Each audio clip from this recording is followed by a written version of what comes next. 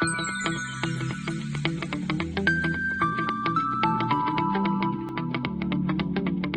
students, this is Kartik Trivedi and you are watching a lecture series of Applied Thermodynamics with... Hi students, in today's video we're gonna see different devices for emission controls. So in last video we have discussed the Euro norms and Bharat stage norms for the emission control, and now we know that from the last video there are some pollutants which needs to be avoided, such as HC, CO, NOx, particulate matter. These are the substances which needs to be avoided, because once this substance will go to the atmosphere, it create ozone layer depletion, global warming, acid rains, and all other kind of undesirable conditions in the environment. So that is why these are the pollutant which needs to be controlled, because this pollutant comes out from the exhaust gas. Okay, so that needs to be controlled. And how to control this? So there are different devices to control these undesirable substance, or you can say that to control these emissions there are different devices. So in this video we are going to discuss the three different devices for controlling these things, or we can say controlling HC, CO, NOx. So here we have three devices. First we discuss with the catalytic converter, or we can also call it three-way catalytic converter. So both are same thing. Sometimes they ask catalytic converter, or sometimes they ask three-way catalytic converter. Both are the same thing, so just keep that thing in your mind. So first device to control the emission is catalytic converter. Second device that we're going to discuss is exhaust gas recirculation. It is also known as EGR. Okay, so this is the second device for emission control. And third is evaporative emission control system, EECS, evaporative emission control system. So these are the three different methods, or they are the different devices for controlling the emission. So let us discuss one by one. So let us first start with catalytic converter. So what is catalytic converter? So catalytic converter is a device which convert harmful gases. So what are the harmful gases? You know that the harmful gas is CO, means carbon monoxide, HC means hydrocarbon, and NOx means oxides of nitrogen, or you can say nitrogen oxide. So what it proves? It converts harmful gases such as CO, HC, NOx from an automobile to harmless compound. So it will convert the CO, HC, NOx into CO2, H2O, N2N, O2. So what it will do? So you have this kind of harmful gases, CO, HC, and NOx. So what catalytic converter do? Catalytic convert these harmful gases like CO, HC, and NOx into harmless gases such as CO2, H2O, N2N, N2. So what it will do? It will convert CO2 to CO2, HC to H2O, and NOx to N2N, O2. So if this will goes into the environment, then it will not create any problem. So what is our aim is to prevent the emission of this substance in the environment. So what we're gonna do, we're gonna convert it into the harmless gases, from harmful to harmless gases, with the help of one device which is known as catalytic converter, or you can say three-way catalytic converter. Okay, so what is exactly there? So here you can see that we have this kind of figure over here. These are the two. Here you can say that this is the rhodium matrix. So this is the two substance which is used. So what we have to do, we have to convert CO to CO2, HC to H2O, and NOx to N2NO to. How we can do this? So for that we require some catalyst. So here you can see that here in the presence of rhodium and platinum. So we use two things, rhodium and platinum. So here you can see the rhodium matrix, and here you can see the platinum matrix. So this is the rhodium matrix and this is platinum matrix. So what platinum matrix will do? So platinum, in platinum the oxidation process will happen. So what will happen? So it will convert, platinum will convert CO and HC to CO2 and H2O. Now what is happening in rhodium? So in rhodium you will have a reduction process happening. So what will rhodium do? So rhodium will convert NOx into N2NO2 by reduction method. Okay, so in platinum oxidation method will be follow, and in rhodium reduction method will be follow. Okay, so platinum will convert CO and Hc into CO2 and H2O, and rhodium will convert NOx into N2 and O2. So in the presence of these two things, we are going to convert CO, Hc and NOx into CO2, H2O, N2 and O2. So now basically if you want to convert these three things into CO2, H2O and N2O2, basically this process will happen at a temperature of 500 to 600 Celsius. But what we gonna do? We are going to do here this process in the presence of catalyst. Okay, so what will happen? It will speed up the process. So what will catalyst do? So if you do this process in the presence of catalyst, so it will going to be happen in between 300 to 350 degrees Celsius, just because we have a catalyst. So instead of 500 to 600 degrees Celsius, this process is going to be happen between 300 to 350 degrees Celsius due to the presence of catalyst. So here you can see that this is the exhaust gases manifold. So from exhaust gases we have given the input over here. So from exhaust gases CO and Hc NOx is going to come over here. So this is the rhodium matrix and this is platinum matrix. So this exhaust gases will going to be passed through this rhodium and platinum. So what will happen? You know that once this exhaust gas is once it passes to the platinum, so what platinum will do? Platinum will convert CO and Hc into CO2 and H2O. And what will rhodium will do? Rhodium will convert NOx into N2 and O2. So what will happen when they come out from this device? What will have? We will have CO2, we will have H2O, and we will have N2 and O2. So these are the harmless gases, and now we can allow them to go into the environment because these are the harmless gases. And here you can see that sealing is provided over here. So this is how catalytic converter works. So this is the catalytic converter for the emission control. So I hope you will understand it. Now we will go to the second device. Second device is known as exhaust gas recirculation. So it is also known as EGR. Now what we gonna do over here? Now that the main function of using this method, or we can say EGR, is to reduce the production of NOx, nitrogen oxides. So what we gonna do? So actually first we need to understand how we gonna reduce the production of NOx, because from the exhaust gases, if the NOx will go to the environment, then it will create harmful effects. So that we already know that. So what we gonna do? We gonna reduce the quantity of NOx that is going into the environment. So our basic aim for using exhaust gas recirculation method is to reduce the production of NOx. So the less NOx will be go into the environment. So first, before reducing the quantity of NOx, first we need to understand how the NOx is produced. So basically NOx is produced by the combustion of N2 and O2, means combustion of nitrogen and oxygen of air at high temperature. So when will the NOx formate? So NOx formation will be happen at a temperature of about 1100 degrees Celsius. So if you want to produce NOx, so if the NOx formation is going to be happen, the temperature, minimum temperature it will require is 1100 degrees Celsius in a combustion chamber of engine. So where this is going to be happen? So NOx is produced by the combustion of nitrogen and oxygen of air at high temperature, which is basically about 1100 degrees Celsius in combustion chamber of engine. So what is happening in combustion chamber? We know that in combustion chamber we have a high temperature, and due to high temperature we know that what we have in combustion chamber, fuel and air, and in air we have oxygen and nitrogen. So if you have a high temperature, let's say above 1100 degrees Celsius, and if you have nitrogen oxygen in combustion chamber, then what will happen? So the NOx will be formated. So now this is how the NOx is formated. So if we want to reduce the production of NOx, then what we can do? So here you can see that one diagram is over here. This is the air filter. So this is the compressor. So in compressor we know that the air will go. Compressor will compress this air. This is the air receiver, compressed air receiver.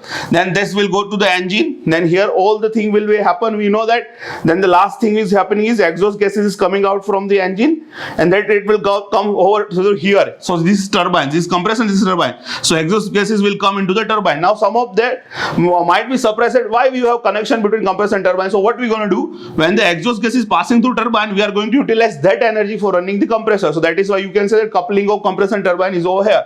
And when this exhaust exhaust gases is coming out from the exhaust pipe. Now what I'm going to do over here, again I'm going to repeat, what is this going to be happen over here? You know that this is their filter, so from their fresh air is coming. What will happen? This is compressor, so compressor compressed it, so here the compressed receiver. Now this compressed air will go to the engine, and you know that all the thing will going to be happen. And in last we have exhaust gases which is coming out, so it will pass through this turbine. Turbine will utilize the energy of exhaust gases and it will help in running the compressor.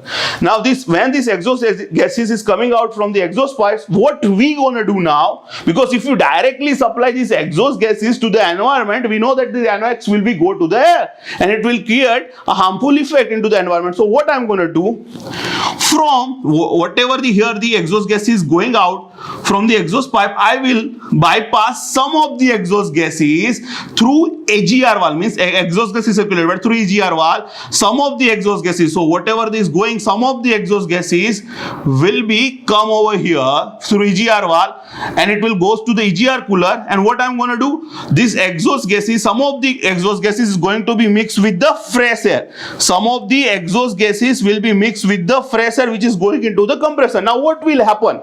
Because in exhaust gases you will have a CO2. Again I'm going to repeat, understand the idea, understand the concept. In exhaust gases you have a CO2. Now what will happen when you pass this exhaust gases, some of the exhaust gases through AGR valve, through AGR cooler to the fresh air. So now the some of the exhaust gases is going to be mixed with the fresh air and they're going into the compressor. Now what will happen when combustion is process is going to be happen? We have a big temperature, we have a large temperature in the engine. But what will happen when you supply some of the exhaust gases with the fresh air? So what will happen?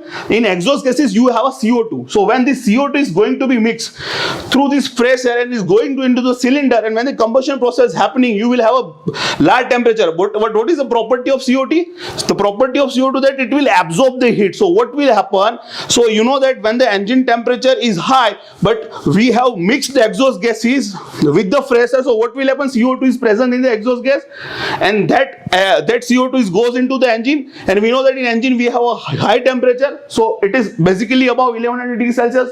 So at this process NOx is happening, but what this CO2 will do? CO2 will absorb the heat which is present in the combustion chamber, so the engine temperature will goes down. So what will happen? So due to that the NOx production will be reduced by some amount because the temperature is lowered, because we know that the NOx production is happening at a high temperature. But if we reduce the engine temperature by some ways, here we have used the CO2 of exhaust gases, and due to that the temperature is lowered, and due to that this NOx production will be reduced. I will not say that zero, but it will be reduced because the temperature of the engine will be reduced. So that is why we have a less amount of NOx going into the environment. So this is the process. Again I'm going to repeat what is the logic.